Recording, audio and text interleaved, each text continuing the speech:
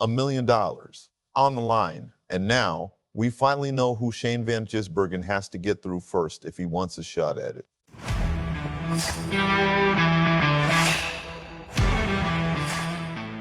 But before we dive in, if you're a true NASCAR fan like me, go ahead and drop a like and subscribe to the channel. NASCAR Nation news is just getting started. We're pushing toward our next subscriber milestone, and it's all about real talk from fans who live and breathe this sport every single week. All right, let's get into it. So here's what's happening. NASCAR has this thing called the In-Season Challenge, and if you haven't been paying attention to it yet, now is definitely the time to start. It's a bracket-style competition running alongside the regular Cup Series season. Think of it like a tournament within the championship. The top 32 drivers are matched up against each other across a 5-race stretch as part of TNT Sports' broadcast deal. The concept is simple. Finish ahead of your assigned rival, and you move on. Do it again, and you advance another round. Keep surviving, and eventually only 2 drivers remain.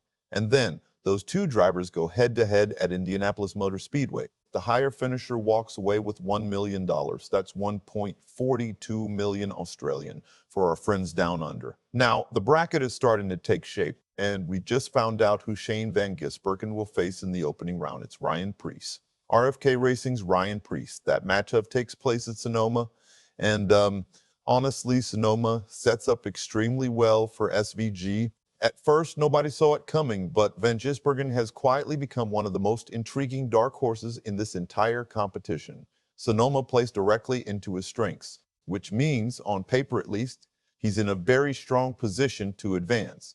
But here's the thing. The challenge doesn't end at Sonoma, not even close, because after the opening round, the in-season challenge heads to Chicagoland. And that's where things start getting really interesting. You see, Shane Van Gisbergen has never raced at Chicagoland before, not once. So if he gets past Preece on right now, that looks very possible. He'll be entering completely unfamiliar territory in round 2. However, there was one problem. The competition gets tougher too. If Van Gisbergen advances, he'll face either Ryan Blaney from Team Penske or Josh Berry from Wood Brothers Racing.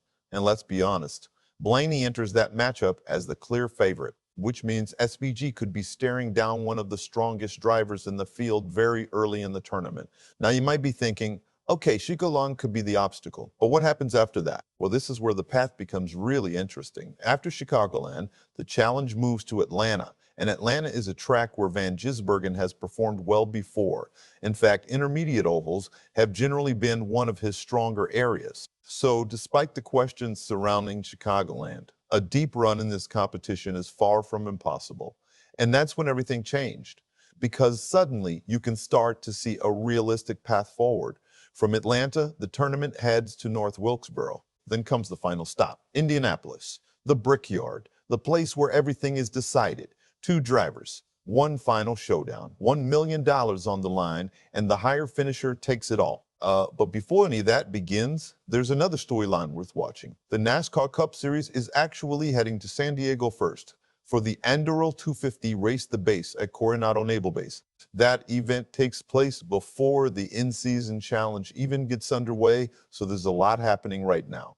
A lot of racing, a lot of storylines, and right in the middle of all of it sits Shane Van Gisbergen, not knowing exactly who his first opponent is, and exactly what road stands between him and $1 million payday. What happened next could determine just how far he goes. All right, now I want to hear from you. Do you think Shane Van Gisbergen can make a deep run in the in-season challenge? Can he overcome the unknowns at Chicagoland despite having no prior experience there?